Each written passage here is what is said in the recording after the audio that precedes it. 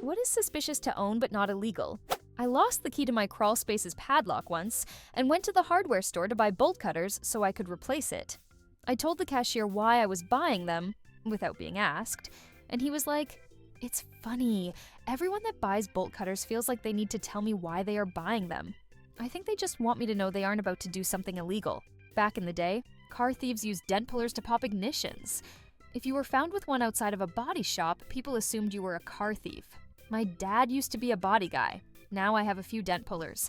Does this mean I can legally gain old cars?" I was at Home Depot with a shopping cart full of PVC stuff, and this cop standing in line behind me says, "Building a potato cannon, huh?"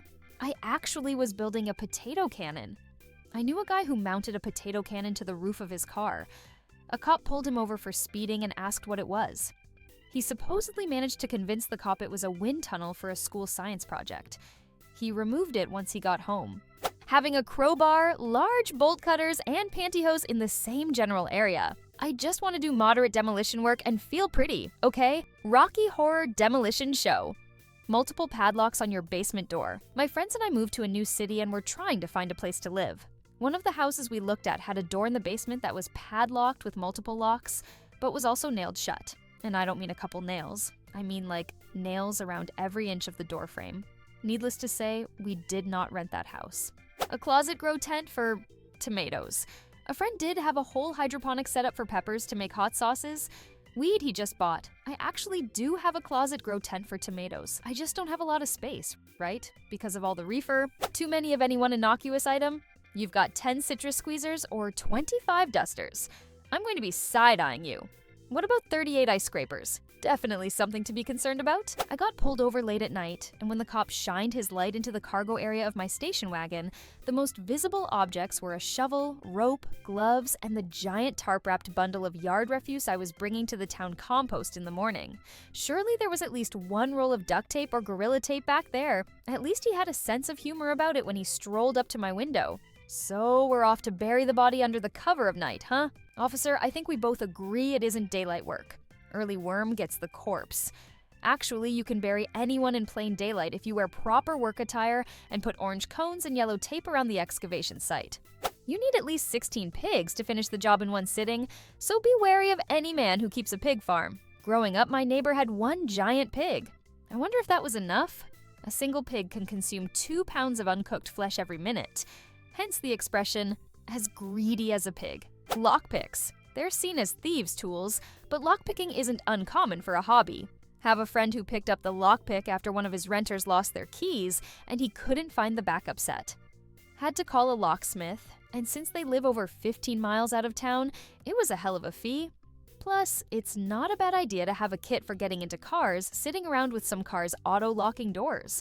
They aren't supposed to do it when the key is in the car, but apparently if you let a 2012 Chevy Avalanche sit for a week, it will still lock itself, with the only set of keys in the car.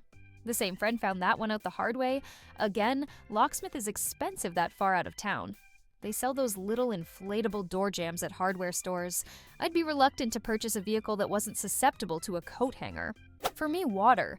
My neighbors had well water and would dry up. They asked if they could run a hose and put it in there. Well, they would pay what was owed. Did this a lot last summer, no big deal, they paid. Then they bought a big above-ground pool, filled it for them. They always paid, my part was always around the same, so I wasn't bent out of shape. One day, the water meter guy knocked with an officer wanting to know why I was using so much water. I explained, showed them many hoses to reach my neighbors, and they were there to help explain. They explained to me that much water usage was throwing a red flag, so they were sent out to investigate to make sure no marijuana growing was happening. Make sure you go next door and make sure the pool is filled with water and just not a fake cover with 300 cannabis plants under it. That part of the movie made me laugh as a kid, but later realized how bad that had to smell. 3 phones. I have 4 phones and 2 tablets. What am I? A drug dealer with a corporate job? So a sales rep for a pharmaceuticals company? A ritual dagger, as he described it. My one college roommate had one displayed and would occasionally need the room to himself. I opted for a place where I had my own room next year. Was he a Sikh? 'Cause their religion mandates that they have a dagger. Or he just wanted some quiet time. I used to put on satanic music until my fundamentalist roomie would leave, then I'd put Rush back on to study. Duct tape, cable ties, chloroform, and condoms. tools. They're tools for my fetish. It's fetish shit. Chloroform doesn't work anywhere near as fast as you think, apparently. A suspiciously large homework folder on your computer. Granted, in some cases that could be illegal, I suppose. First thing I thought of when you mentioned illegal was game ROMs or pirated movies. Then I realized what you meant. Those two things remind me of the story I read several years ago of the college student who accidentally swapped his burned CD homework assignment with his, burned CD of illegal homework and turned in the latter. He realized his mistake and emailed the prof, "Oh snap, I accidentally turned in my burned music CD." But it was too late. His ass got busted. A very sensitive scale. Hey, I use my milligram scale to measure my coffee. It's not why I bought it, but that's how I use it now. Many years later. I don't.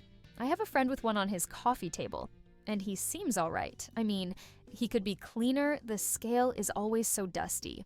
How sensitive are we talking? Most professional pastry chefs have sensitive scales because they ensure consistency and quality when baking. The more sensitive, the more accurate the recipe. I mean, I don't need a 5-foot dildo mounted to a sword hilt, but I have one. It's purple. Somehow, I knew it would be purple. In 2018, at the UT Concealed Carry on campus protest, there was a protester carrying one of those with a sign that said, "Carry cocks, not glocks." Oh, the irony, knowing there is enough weight there to know it could be used to bludgeon someone to death. I remember seeing that. It was glorious. I may only own a virtual form of the penetrator. Saints Row the Third is such a hilarious, no-fucks-given game. Everyone should play it. The opening scenes alone are absurd and ridiculous, but I love the game for this. I had all my baby teeth saved in a little container at one point, as an adult. Just never threw them away. I got rid of them when I watched the season of Dexter, where there is a serial killer who kept a collection of his victims' teeth, and it made me think, yeah, this could look weird. At least having your own is pretty normal. I have my own and an entire jar of Victorian-era molars. Firearm suppressors, silencers, just as legal to own as a pistol, same legal standards for ownership eligibility, with the caveat of some additional paperwork and a 200 tax, used in almost no crimes at all, fully legal, fun as crap to shoot and easy on the ears. But tell someone outside of the community you own one and they think you are an assassin wannabe. I definitely wish movies represented things like silencers more realistically. Yeah, it's cool if the gun is completely silent, but that's not exactly how these things work. Also, when people don't use ear protection or a silencer when shooting most guns, and then are just perfectly fine, that gives people a very wrong idea. Baseball bat with nails in it, and naming it, and barbed wire wrapped around it. There's the old saying, if you're going to drive around with a baseball bat in your car, make sure you also include a baseball glove. Your lawyer will thank you. But I'm not sure your lawyer will be helpful if you drive nails through said bat, glove, or no glove. Okay. What about nails through the glove then? AM-102 howitzer in your front yard. Neighbor across the street had one pointed at our house. We were friends. I really want to take a 20mm barrel and manufacture a breech for it, mount it on a spare trailer axle, and tow it behind my pickup. He also had a Soviet-era military transport truck he fully restored, and towed the howitzer. This was in Navy housing. He was something else. This isn't suspicious. It's awesome. My son came home from college and my wife found a lighter in his pocket when doing his laundry. She asked me why he would have a lighter in his pocket. I said because he smokes. She told me, my baby would never smoke. I walked away. My son's best friend owns and carries several Zippo lighters, only one at a time. He does not smoke, but just likes having the ability to make fire when he wants or needs to. Mein Kampf. Surely that's the most correct answer. You see that on a bookshelf and you're reassessing everything you know about that person. I have a copy of Mein Kampf. I'm also a black man, so not much risk of being confused for a Nazi. I just like history, and it was important context. I did just forget to return it back to a library, though. Also, it's in a stack of other World War II biographies and autobiographies, so I guess just that one book in a vacuum would be weird. It's a good idea to read the book. Reading such material might help to proof one against similar ideas floating out there. Having read the book does not automatically mean you agree with its contents. Don't worry, the profits don't go to the author. A tank? Most states don't prohibit you owning one because it's just something you don't expect someone to have, but I'd find it really suspicious if one was parked in my neighbor's driveway. Near me, there's a place you can rent one and drive it around a field. You can even pay extra to crush some junk cars with it. Stupid expensive for what you get, but I still thought it was cool. Now, if you could fire the cannon at a car ID, consider saving up.